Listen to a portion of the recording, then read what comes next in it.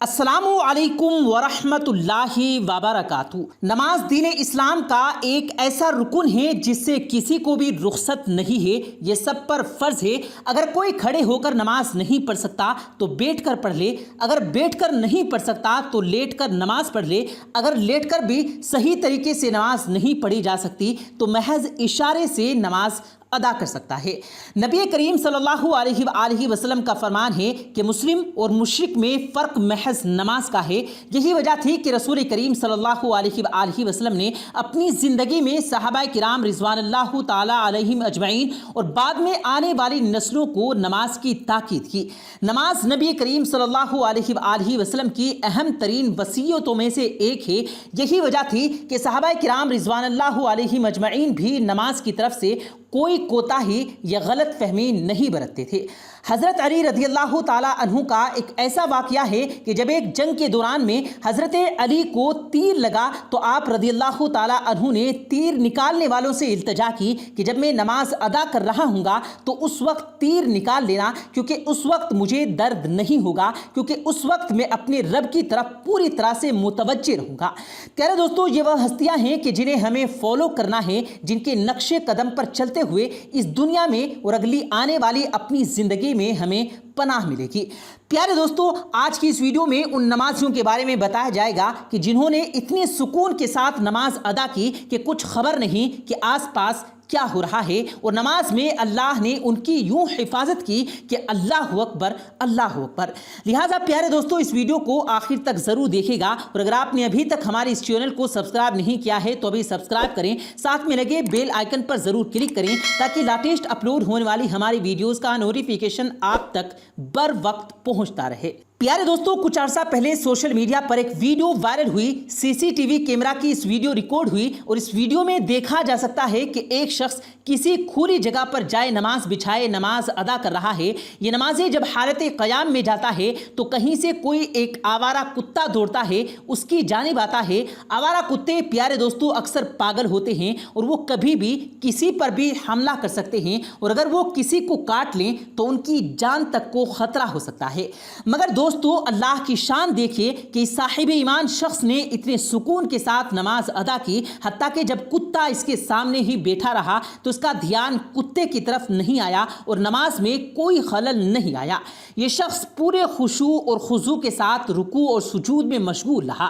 پیارے دوستو، یہ نماز ہی کی برکت ہے، اور یہ بھی کہا جائے گا کہ جو جانور اس کی جانب دوڑتا ہوا آیا، مصلی سے چند انچ دور کچھ ایسے رک گیا کہ جیسے کسی غیبی طاقت نے اسے روک رکھا ہو، جس سے یہ ثابت ہوتا ہے کہ بلا شبہ اگر کوئی اپنی نماز کی حفاظت کرتا ہے تو بدلے میں اس کی نماز بھی اس کی حفاظت کرتی ہے۔ اسی طرح پیارے دوستو، نماز کی کرامات کے کئی دیگر واقعات ہیں جن کو لوگوں نے اپنی آنکھوں سے دیکھا ہے۔ ان میں سے کچھ واقعات آپ کے ساتھ بھی شیئر کیے جا رہے ہیں۔ ان واقعات کو دیکھنے کے بعد یقیناً نماز کی اہمیت کے بارے میں بھی آپ کے علم میں اضافہ ہوگا۔ پیارے دوستو، انڈونیشیا دنیا میں اسلام کا سب سے بڑا ملک ہے، جس کا زیادہ تر حصہ جنگلات پر مشتمل ہے، اور پیارے دوستو، ہم یہ جانتے ہی ہیں کہ جو علاقے جنگلات پر مشتمل ہوتے ہیں وہاں پر سانپ اور دوسرے حشرات الارض بھی بہت زیادہ تعداد میں پائے جاتے ہیں۔ انڈونیشیا کی جکارتا کی جامع مسجد کے امام نے ایک نوجوان اپنی الجھن کے بارے میں شیئر کرتا ہے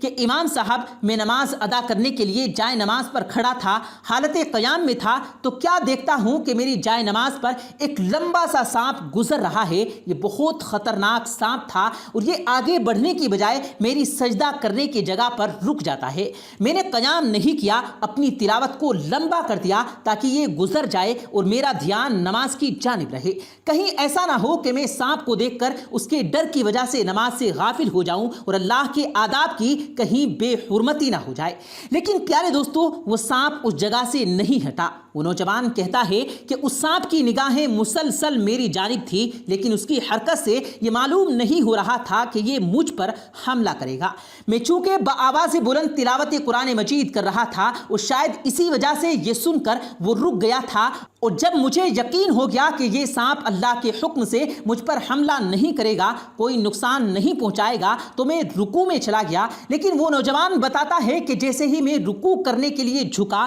تو سانپ ڈر کے مارے پیچھے کی جانب ہوا اور مجھے لگا کہ شاید یہ مجھ پر حملہ کرنے کے لیے پیچھے ہٹا ہے اور یہ شاید مجھے ڈسنا چاہتا ہے۔ بس اسی لمحے میرا نفس مجھ پر غالب آ گیا اور میں نے اپنی نماز توڑ ڈالی اور سانپ کو وہیں پر مار ڈالا۔ اب مجھے میرا دل ملامت کرتا ہے کہ اگر اللہ پر میرا صرف اتنا ہی یقین تھا کہ تو نے صرف ایک سانپ کے ڈر سے اللہ کے سامنے کھڑے ہونے کے تمام آداب کو بھلا دیا۔ وہ نوجوان کہنے لگا کہ کیا میں نے گناہ کا عمل کیا ہے؟ پیارے دوستو، امام مسجد خاموش رہے اور اس نوجوان کی محبت کو دیکھ کر مسکرانے لگے اور اس پر رشک کرنے لگے۔ امام مسجد کہنے لگے کہ قرآن مجید کی ایک آیت مبارکہ کا ایک مفہوم ہے کہ ایک انسان کی جان بچانا پوری انسانیت کی جان بچانے کے مطابق ہے۔ اسی طرح نبی کریم صلی اللہ علیہ وآلہ وسلم کے بے شمار فرمادات ہیں جو کہ انسان کے مطابق ہیں۔ ایسے ہی ایک حدیث مبارکہ کا مفہوم ہے کہ اگر تم نماز کے ذریعے کھڑے ہو اور تمہاری والدہ تمہیں مدد کے لیے پکارتی ہے تو فوراً اپنی نماز توڑ ڈالو،